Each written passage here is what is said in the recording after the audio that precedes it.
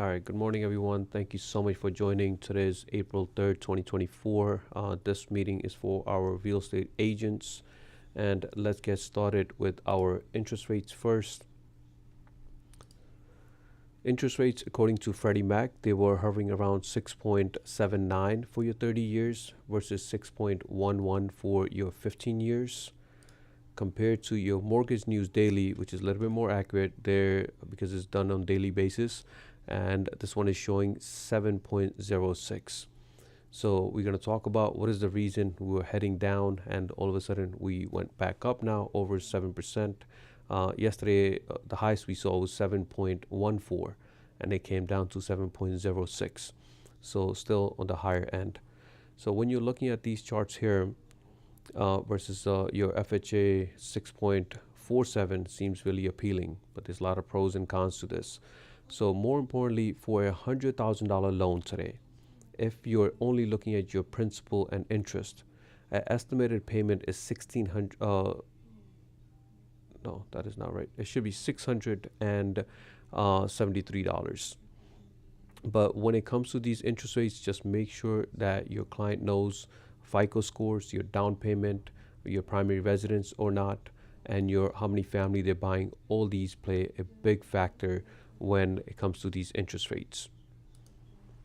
Okay. So the negative news that we received, this just happened yesterday, was that Fed is saying that there's no urgency to do a rate cuts. So we were expecting them in the first quarter. That did not happen. Now the next projection is for in June now, that hopefully June will be our first cut. Okay, but the Fed is saying that hey, there's economy is doing well, the home prices are not dropping as we thought. Everything else is working out. So why we need to actually have rate cuts right now when the economy is working? Okay, so they are planning to do rate cuts. Hopefully they still do 3 cuts as they mentioned in the second article here, but we're not expecting them to do it anytime soon. Okay. So when you hear news like that, that's why you saw the stock market drop a lot of basis points in the last few days because of this news. Okay. And how many people think that this is true here, that you need to make at least or earn more than $100,000 to buy a house in today's market? Do you think you need $100,000 or less? Anyone? Can anyone do it with $80,000?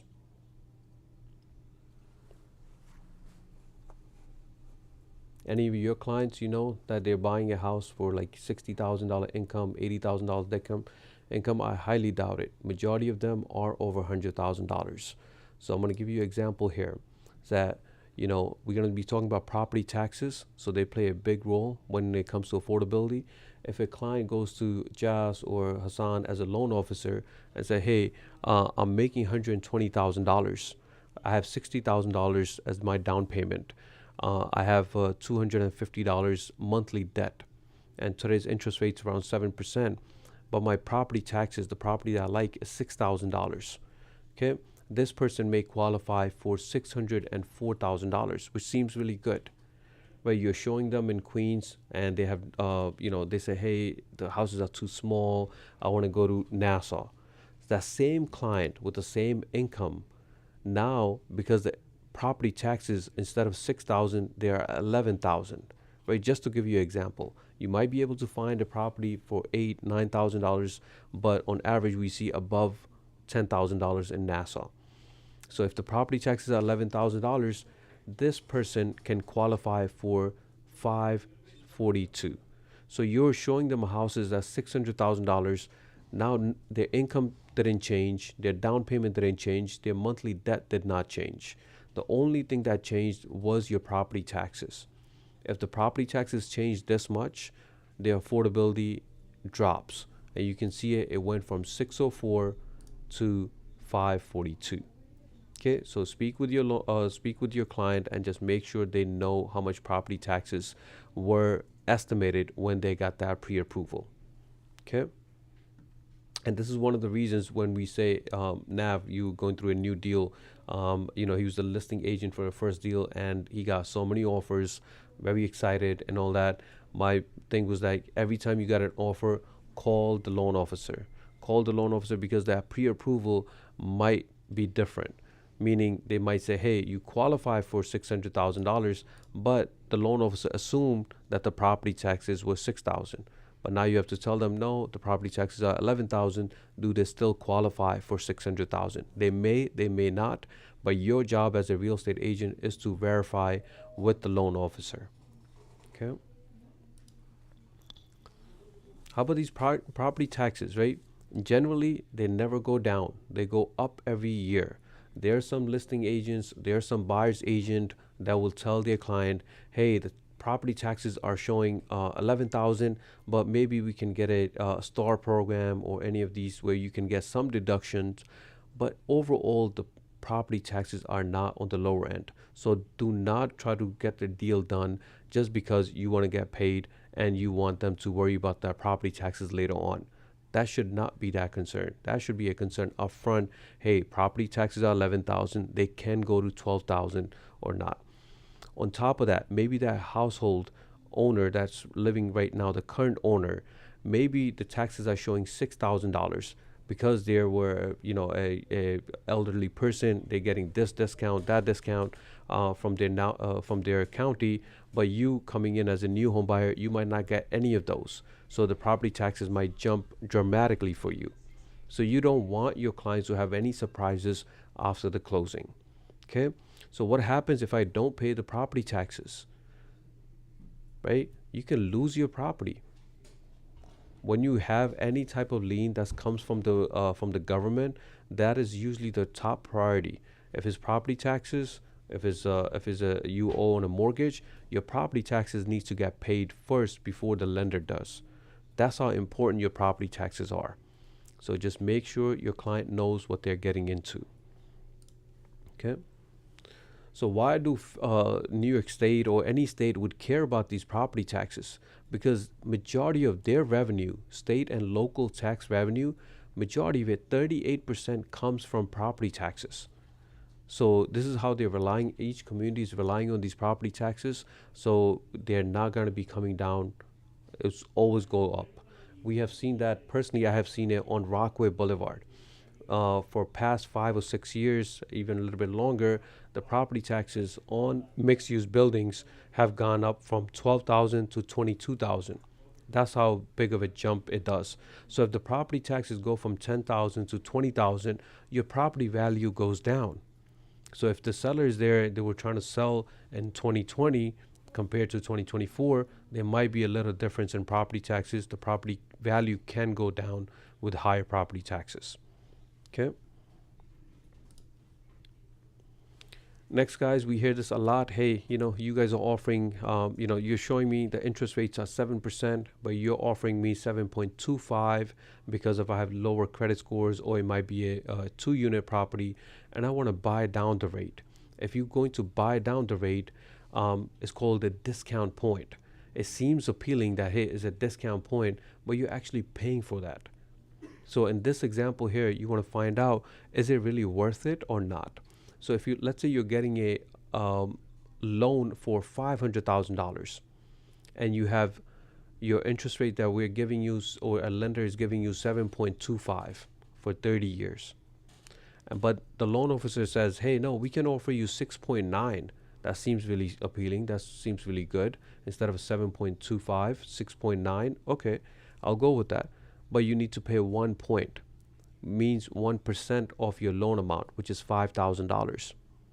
So your question should be, hey, if I'm going to pay this $5,000, how long will it take for me to get that money back and save after that? So in this scenario here, the first one is no points, meaning at 7.25, your payment is gonna be $34.11. With your points, you're gonna be paying $32.93, so a little bit lower. But how long will it take you to get this money back? 42 months. Okay, so you or your client, whoever is doing the mortgage, they need to decide that, hey, should I do a buy down with the discount points or not? Maybe another scenario is that maybe you don't buy down, but you go with that 7.25, but you pay that $5,000 extra towards your mortgage initially. So your loan amount instead of 500,000, you'll get it for 495. So in this case, your payment is going to be 3377. Okay. Made. Okay. So in this scenario, this person is going to take 60 months to get this money back. Okay. So in this scenario, maybe buying down the rate with 42 months might be okay, might not be okay. But your client needs to be educated. Hey, if one person is offering me 7.25, the other one is offering me 6.9, how are they doing that? It's through discount points. You just need to make sure that it makes sense to you to buy down or not. Okay. Couple of other things in the news here. One is that a lot of home buyers, the sellers, everybody's seeing the news that we always talking about, NAR settlement. So you will see that a lot, and we want that. We want our clients to be knowledgeable, especially who are first-time home buyers, to have that knowledge. Hey, do I need to pay my agent or not? So you guys can see that in the headlines from CNN, the 6% commission on buying or selling is gone after Realtors Association agree for the settlement, right? So we want our clients to be educated on that. Next is going with offers above asking price. So you guys need to know what is involved in that.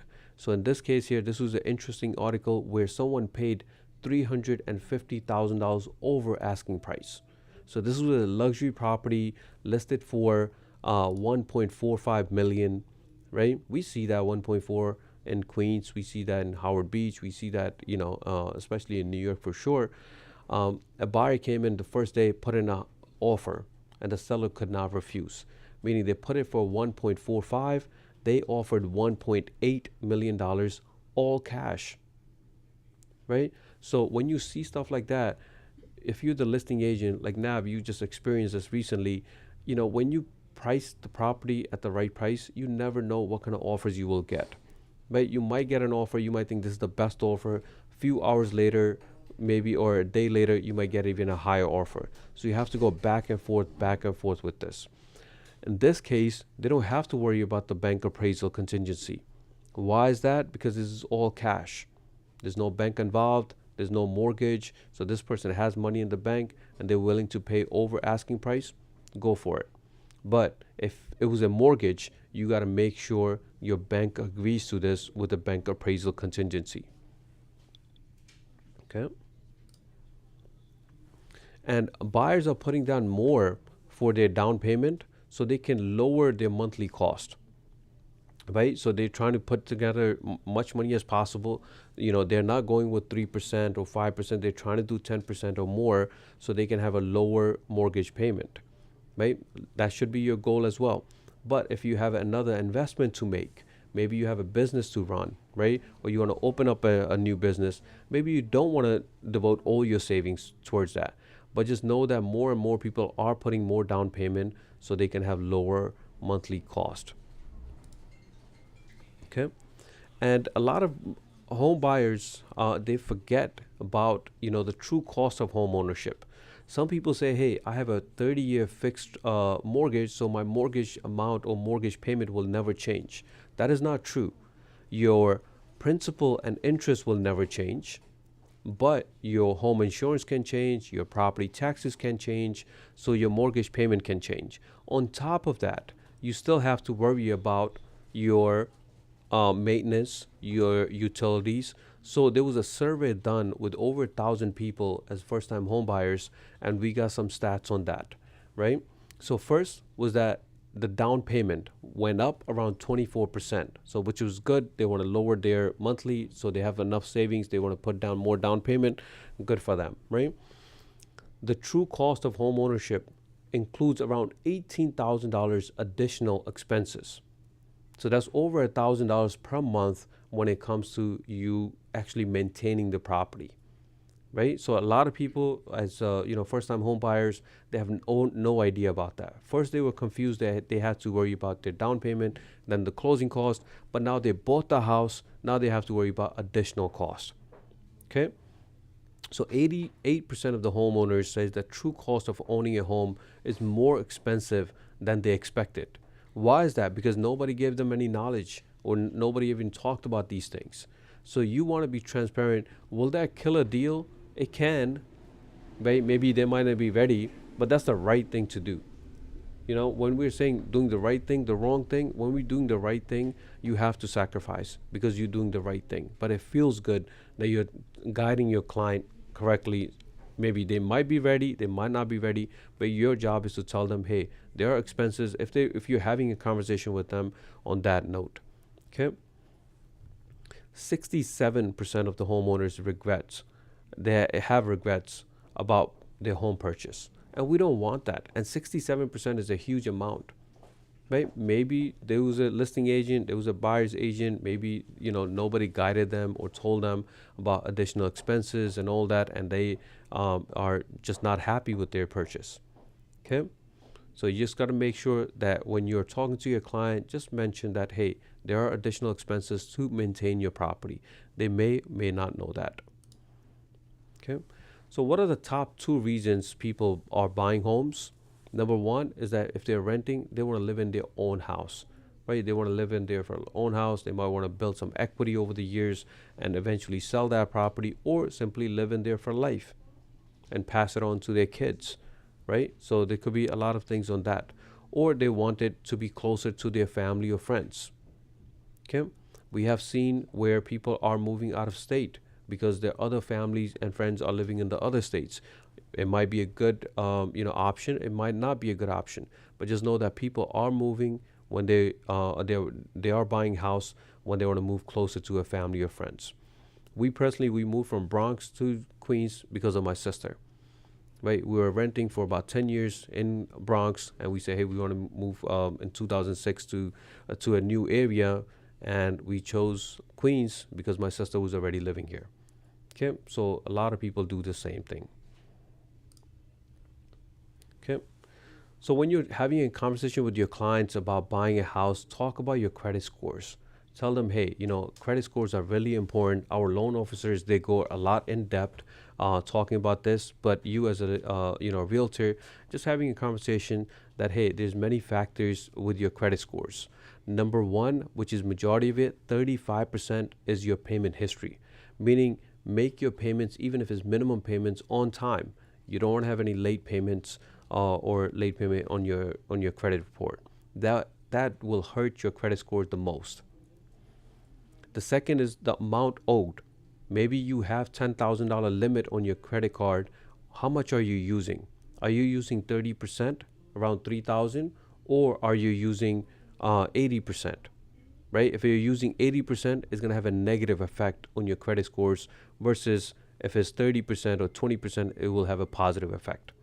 Okay? It's perfectly fine to have zero balance on your credit, even though you have a $10,000 credit limit. Okay? And length of history, that's 15%. So how long did you have this credit card for? Is it a year? Is it 6 months? Has it been 10 years? That plays a role as well. Next 10% is your new credit. How many new credits are you applying for? Is a new credit card, you going to, Home Depot and they're saying, you can get 10% off if you apply for this credit card, or you're about to buy on Amazon or any other website, apply for this Visa and you will get this credit back. That's going to hurt you in the long run. Do not apply if you don't want to or you don't need to. Okay? And then your credit mix is 10%. So you just can't have one credit card with $10,000 limit. We need to make sure that you have at least 2 or 3 different credit cards. Majority of these lenders are asking for 3 different open credit lines. So you want to make sure that you have enough credit. You have at least 3 different credit cards open. Okay. So guys, this is where I need you guys. Hopefully one of you guys can answer this. This is a new property coming soon on Howard Beach, single family, listed for $1.4 million. Right? It has it's about 4,000 square feet. The lot is around the same. 3 bedrooms, 1 bath. Sorry, 3 bedrooms, 3.5 baths. What would you guys price this at? Anyone? It looks brand new.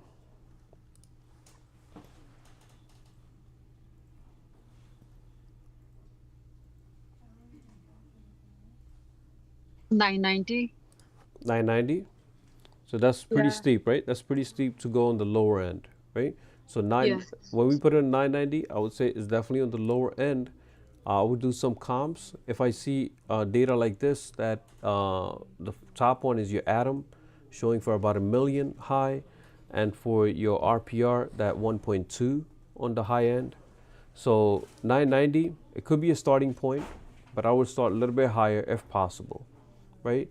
So the point of this slide is to, one, view the property. Second, see what other properties are available on the same block, same neighborhood, right? Compare those, and also obviously check your tools. So if the tools are saying about a million, 999 might be okay, might be hard to get accepted because it's $400,000 lower than the asking price, right? Big gap. But anything above, maybe anything over a million might be appealing to them. It doesn't mean that it will get accepted, but that's what you want to get started with. Okay. So we had this case. Next, guys, is to know that how you will get paid at the closing. It's going to be through your co-brokerage agreement. With all these changes that are coming to the market, you guys need to make sure that your guys getting this co-brokerage agreement signed as soon as your offer is accepted. If your offer is accepted, say, hey, I'm creating a deal sheet. I'm going to be sending that to the attorneys. Along with that, I'm going to send a co-brokerage agreement that needs to be signed today so I can send that to the attorney. Okay? You don't want to have any ifs, any buts, or anything like that. You just want to get this signed. Make a habit. This is going to be the most important document for you to get paid. Okay? Without this document, the listing agent simply can deny, even though the property is on MLS. Just make sure you guys getting this signed. Okay? It should be laid out because you already have an offer accepted and you want to get this done before the contract. Once the contract is signed and your name or the company name is not showing in there, there's no way that we can go and argue that, hey, it was listed on MLS, but I'm not getting paid. That should not be the case anymore. So co-brokerage agreement, you can find that on ljagent.com. You can find that in your transaction desk as well. Okay. So guys, maybe Mr. Hassan here. If you have a home inspection report, right? Maybe Hassan did it for you guys, and it has 20 items. Hassan said you need to fix all these 20 items. How would you handle that? What would you tell your buyer? Anyone? You have a home inspection with 20 items that needs to be fixed.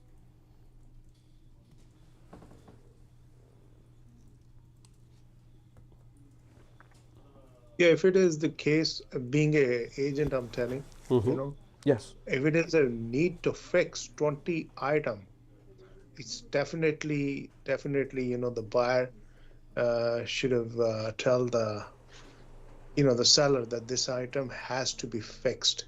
Otherwise, I cannot buy the.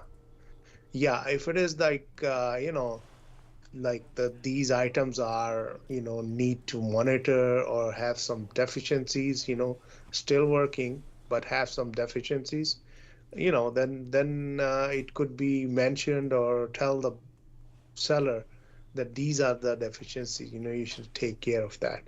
So But out if of, it is mm-hmm. Go ahead. Go ahead. need to fix, Mm-hmm. but it is need to fix, so suppose, the water heater or the boiler, or there's electric outlet there, so these are has to be fixed. But usually, what happened, the house which is occupied, I can mention and I can figure out these things that need to be fixed.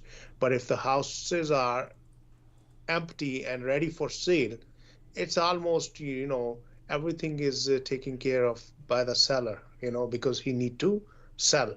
But Mm-hmm. my job being an inspector, I have to mention what is the deficiencies there, Correct. So I think, so so thank you for that. So I think out of those 20 items, when you're, as a home inspector, your job is to find these, issues with the property. But you came up with yes. 20 items. Now, as a realtor, my job should be to see what is major, what is minor when I'm talking to my clients. Hey, he said the roof needs to be replaced, the boiler needs to be replaced, right? Those are two major issues. Every These are the other matter, yeah. other 18 items that you mentioned, maybe all the other 18, I know it's a lot, but maybe all the other 18 items that you mentioned were minor. right? So our, as a realtor, one approach could be to obviously negotiate because there's too many items that, 20 items that needs to be fixed. But when you're telling the realtor to the listing agent, hey, we found 20 items, the listing agent is going to say, hey, we're not going to fix 20 items. Tell me what's your top priority. The roof and the boiler, how much does it cost to get that fixed? Let's say on the highest end, $10,000, $5,000, $1,500, $15,000. Let's try to get it break for $15,000 to $20,000 from the asking price, right? You start off as a buyer's agent on the higher end. The listing agent is going to come back and say, hey, no, we cannot do all of this. We're going to give you a credit of 5,000 or 10,000, and you're going to keep negotiating as long as a buyer's agent is to, because there's 20 items that needs to be fixed, two of them were major, we need to get some sort of discount on this. If not, I'm going to have my client tell my client as a buyer's agent, hey, 20 items are a lot. The two major ones are big. They're not willing to give us any discount or, drop the price. How do you want to move forward? That person might say, hey, what do you think? If it's my honest opinion, I'm going to say, hey, let's just find you another property. Let's just find you another property, that will have less issues. So be on your, yeah, Mr. Hassan, but be on your client side. Yeah, the same issues like recently I had done, one of the the water heater was, providing hot water, everything is fine, but it's overaged, age limit, mostly the water heater goes for 10 to 15 years, 10 years, Mm-hmm. you can say that. Mm-hmm. So it's already, has its, lifespan, Mm-hmm. and it's got rusted and everything. Yeah. But it's providing the hot water really Yeah. good, everything is working. So my client liked the house, but I have to mention this, Yeah. if Yeah. this is the thing, Yeah. it need to be replaced or repaired or need to, get the plumber. Yeah. So I talked to the seller, the total expenses to replace this like 1,500.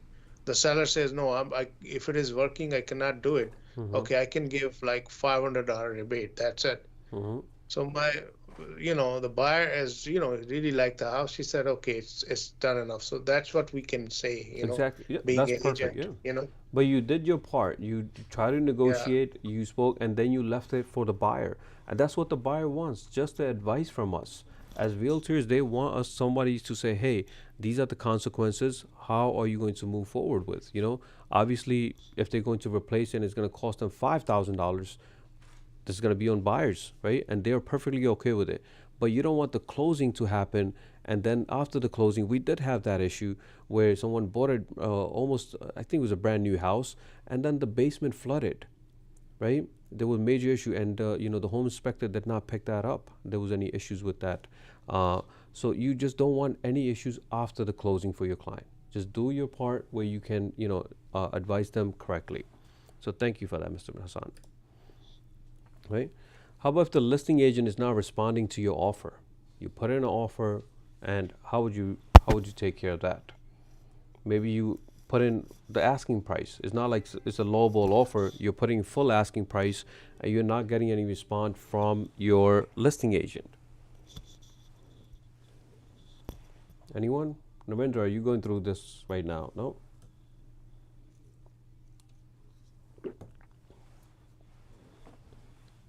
yeah, I'm still waiting. I offered one of the house, and No he's not response. coming back. Not even say it's low, high, or what's going on.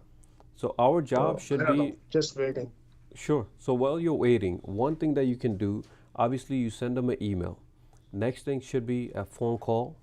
If there's no phone call, leave a voicemail. Some people are busy. Sometimes they are in a meeting.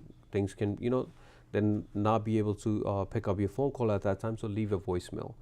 If there's no response from there, you're going to call the office. Say, hey, I need to speak with the broker.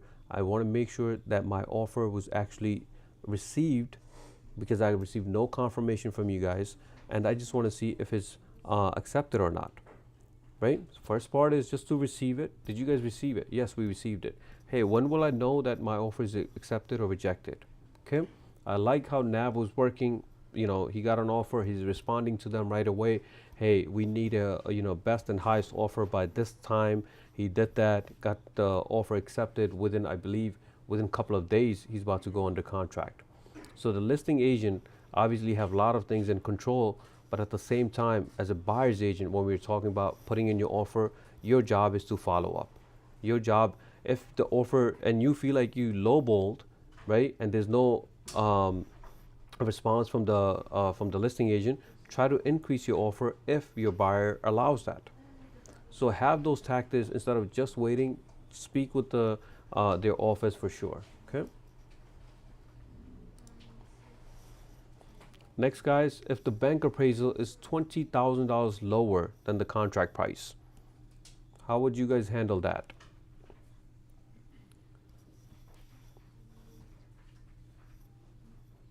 Okay. If the bank appraisal is lower than the contract price, either your buyer, if they really like the house and they feel like, hey, they are overpaying. There are some buyers who will overpay. We just gave you example, someone paying $300,000 over. We don't get that a lot, but $10,000 over asking price, $20,000, $50,000, $80,000. We see that in Queens and Nassau County all the time. But just make sure your client knows, hey, if the bank appraisal value comes lower, do you have enough funds to pay the difference? If it's $20,000 difference, do you have the funds to pay that?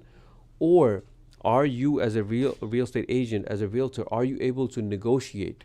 How are you going to negotiate that price? Only if the contract had a contingency for a bank appraisal. Okay, if there was no contingency, they waived that contingency in the beginning. Now the buyer has to bring that $20,000 or they will jeopardize their earnest deposit. Okay, so this is very serious when it comes to your putting in offers. You don't want to put it too high if the bank appraisal value comes lower and your client does not have the funds to cover that. Okay, so the best thing to do, whatever your offer is, hey, here's my offer. I want to make sure we have bank appraisal contingency in the contract. Okay.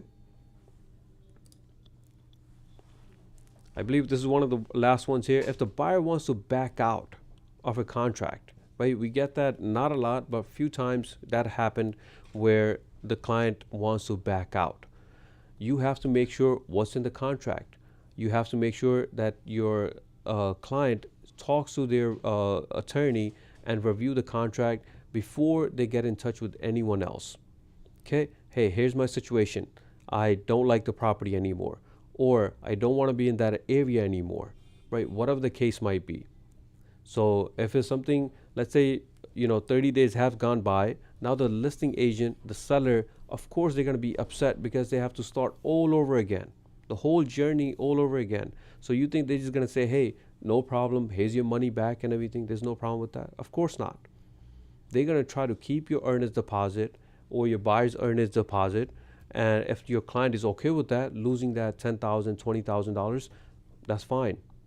But on the other hand, whatever's in the contract, let's say they cannot get the mortgage and there was a mortgage contingency. They never got the commitment from their bank. Maybe they have the right to cancel that contract because they simply cannot get that mortgage. Okay? So every line in contract is super, super important. If they want to back out, they have to talk to their attorney and see if they can back out or not. Okay? And we're going through this issue right now with one of our agents, so that's why I want to bring this up. There's an open violation on a property. You're the listing agent, right? There was an open violation. You have an offer accepted. If the attorney now comes and say, hey, we have an open violation, who's paying for it? We cannot say that, hey, we're going to wait until the closing. If it's still open, we're going to worry about that then. You don't want that. We already know that there's a violation on the property. There's an open violation, so let's try to fix that. So in this situation, our agent contacted the seller. The seller said, hey, no, this violation was already paid, many, many years ago, but it's still open. So they contact the seller is contacting the city, filling out the forms and making sure that the violation is cleared. But our attorney now, right? The seller's attorney says, no, we have to put in the contract. How about if the violation is still not closed by the closing time? So they agreed to $4,000. It could be any different amount, depends on the violation. In this case, they agreed on $4,000 discount to the buyer if the seller does not close this violation by the closing time. Okay? So you just need to make sure if there's a violation, take care of that before you go under contract so the attorneys can put the terms in the contract. Hey, if the violation is not closed, who will pay what amount? Okay. Okay. And your title report, guys. As a realtor, I want to protect my clients.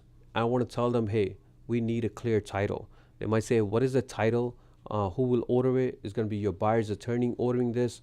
And that title is going to make sure they see who's the current owner is, who the previous owners were, the property description. You might think that you're buying a 2-family, but the title says, no, this is a 1-family. We have a problem. Okay. There's outstanding liens that needs to be paid. That's going to be on the seller side. Is there any easements? Is there any property taxes due? Is there any legal issues with that property? Everything is included on your title report. So tell your client as a first-time home buyer, hey, we need a clear title. Okay.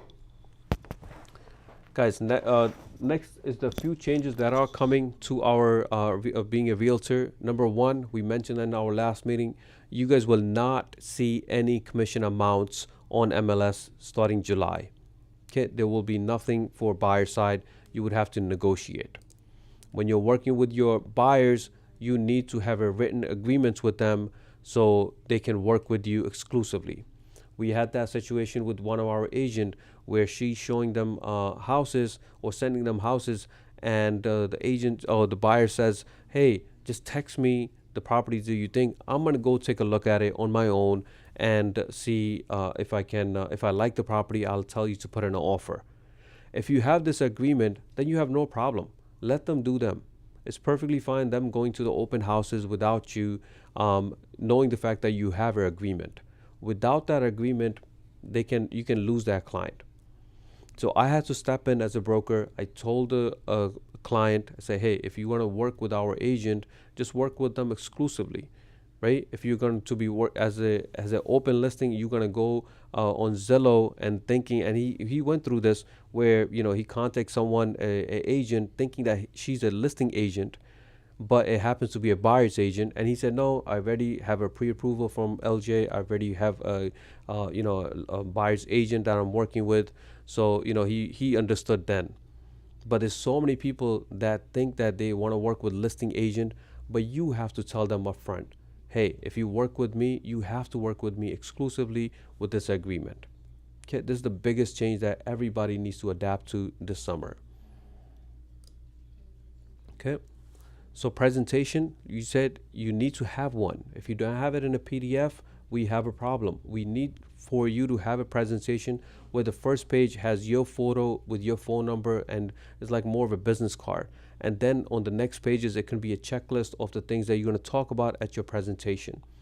So see if that presentation is printed, is it on your laptop or on your tablet, right? So review that with your client as quickly as possible. Review that in the office. Once they're done with that presentation, when you're done with it, have them sign your agreement.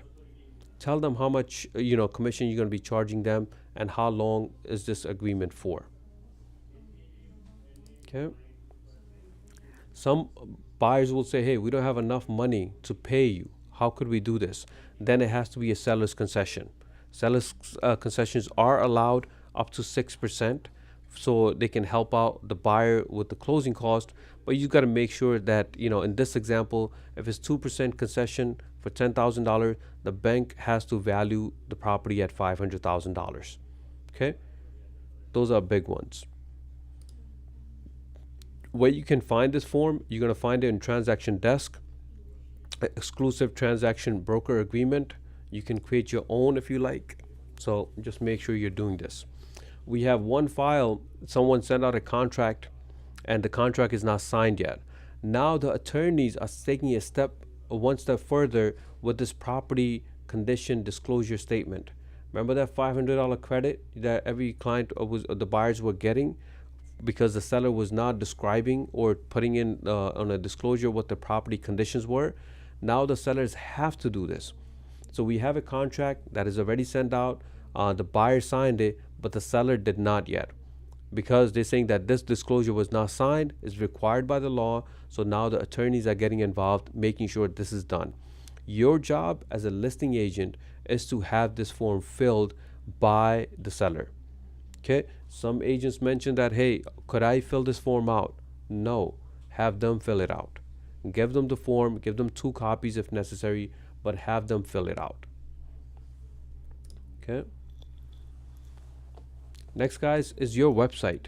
Just make sure that you're going to your website before you actually sending it to your client. You guys know what the website looks like, how to navigate that. Your website is so powerful, that it has all the information that your client would need. So do we have this property that's coming soon? Even coming soon listings are showing up on your properties now. So when you send them a link, they see something like this with all the property details. But one of the features that I love is your middle of the page, this local logic. This will tell you, how this property is in that neighborhood. Is it quiet? Is it car friendly? Right? All these things matter. So all these things matter to your client. So these are like sticking points. How are the schools for this property? So these ratings, when you see a 10 rating, that means it's really good. If you see a 1 rating, that means it's bad. So your client, when they're viewing this property on your website, they see all these details and make their decision. Okay. Next, guys, I see that you guys are. I want to give big ups, big shout out to Sheetal, right? Mr. Sheetal, he has been on TikTok. He's been promoting himself. He came to the office. He said, "Hey, you better follow me right now." He made me follow him. So I want everybody to be on that note where you guys are getting more and more experienced. I want you guys to bring value on social media, especially for our realtors. Loan officers, there's a lot of regulations around that, but our realtors, I always say, hey, promote yourself much as possible. One way of doing that is bringing value to your clients by giving them different data for different areas. So let's say you have a client in Nassau or somewhere in Long Island versus someone in Queens or Brooklyn. You guys can find all these data from KV Core. So once you're in KV Core, you guys can see the left navigation here, your lead engine. Once you click on this, you're going to click on Build Squeeze Page. Okay. What is it asking you to build this page? Very simply, which area that you want to look at, right? The reports for which area. I just chose Queens County here. I say I want to see all the multi-family properties in here, and I want to see anything between $800 to $1 million. So $800,000 to $1 million. So I know this is going to be a good for investment. So even if it's 4 bedrooms, 5 bedrooms, 6 bedrooms, 3/3, it could be a beat up house. It's perfectly fine. I want to see property that in that price range. Once I fill that out, towards the right, I'm going to click on generate link, and it's going to give me 2 links. One is a direct link, which is a much longer one, and it's going to give you a short link. It's perfectly fine to copy the short link, and then you can post it on social media with a photo for real estate. Okay. So you can utilize this with different areas. It does bring a lot of value to your clients. So start doing that, please. Okay. A couple of stats we did not get a chance to go over in our office meeting because we didn't have enough time. But I just want to go over this, that, majority of the real estate agents are female in here, around 62%. But majority of them have experience for about 11 years. So if you have experience for 2 or 3 years, just know that real estate is a long-term game. Okay. But this is what I find more interesting, that most of these realtors are putting in 30 hours at least per week when it comes to real estate. I see that I give it this example that we have 70 agents. I always feel like, about 50% of them are just hanging their license. The other 50 are putting in the work. There's about 10 of them that are on rotation, that are coming to the office, going in and out and doing their thing, but rest of them are not. And the results do show who's going under contract, who's closing deals, This all shows how much time you are putting into being a real estate agent. Can you make 50, 60, $70,000 out of real estate? Of course you can. Right? We have seen it with our own agents and other agencies that are making a lot more. But if you, as long as you're willing to put in the work and follow up with your clients, you can make this type of money being a real estate agent. Okay? Your job is simple. It's pretty hard, but simple. Is to go under contract. And you're going to do that by showings. If you have no showings, you're not going to go under contract, right? You need to see how many clients that you've been working with and how many showings have you done. If your KV Core has 200 clients and you have 0 showings, that means you have not set up the alerts in KV Core and you're not showing your clients. Just simply ask yourself, hey, how many hours did I put in last week and how many hours will I put in next week? If it was 0 last week and you want to change it to 5 hours, you can do that. But it has to be you doing it. We had in last week, we had about 5 or 6 agents that calling and texting, hey, I don't have access to KV Core. The KV Core accounts gets deactivated if you are not logging in every 60 days. That means you have not touched your system for 60 days, right? For 2 months. For 2 months, you think those clients that you were working with, were they waiting on you for those 2 months? Absolutely not. They're going with another agent, right? You might find out later on that they're already under contract or have closed the deal when you're logging in and trying to set up alerts 2 months later. It's too late. So follow up with your client as soon as possible. Make sure you're setting up alerts for every one of them. Even if they don't seem serious today, but set up alert and make adjustments accordingly. Okay? How many of you guys see new properties that's on market on daily basis? We have agents that are doing on daily, some weekly, and we just mentioned some of them on monthly. People who are doing on monthly, you cannot keep up with the market. People who are doing on daily, you're going to have a much better understanding for any neighborhood that you're serving. If I'm serving South Ocean Park, I need to know what is new on South Ocean Park, right? Or any area of your choosing. How are you going to do that in KV Core every single day? It takes less than 30 seconds to access this file, right? KV Core listings, all MLS listing. Filter, don't filter is all up to you, but at least look at what's coming on the market on the first page. First page has 50 properties. If you start making a habit of just looking at those properties, then you can filter out and navigate to other areas that you wish. Okay? And take action on anything that you guys see on dashboard. If you see a property and you see a client seeing this property a couple of times, just call them. Say, hey, I just want to see if we can schedule a showing for you or not. Okay? Next, guys, now your transaction desk is more important than ever, right? Every one of you guys needs to learn this, need to be expert in this, where you guys can send out documents to your listing agent, to your buyer's attorney, right from here, and get anyone to e-sign. It doesn't have to be just our disclosure. It could be any document. If you need any help with transaction desk, please have a meeting with me on one-on-one so we can go through this. It could be virtual. You could be sitting at home and we can do this. But the point is that just like how you know KV Core inside out, we need to know transaction desk inside out. And this transaction desk is being used by hundreds of thousands of realtors out there, right? So not just in New York, but every state out there. So transaction desk is pretty powerful. We just want you to use it. Okay.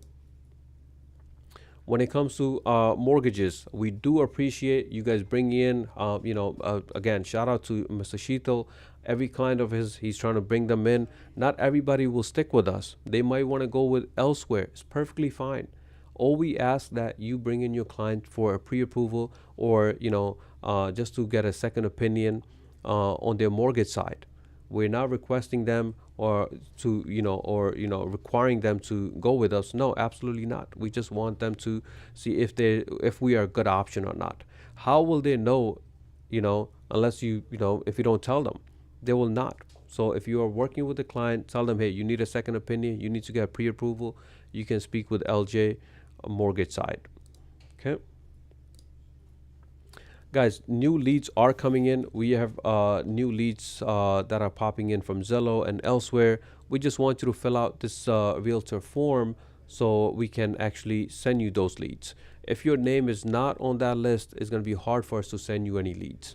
Okay, so just make sure that you are filling this form out on regular basis. And if you filled out this form and did not receive a lead for any reason, just send me a message so I can take a look at that. But I expect every one of you guys to have more office leads coming this month for sure. Okay.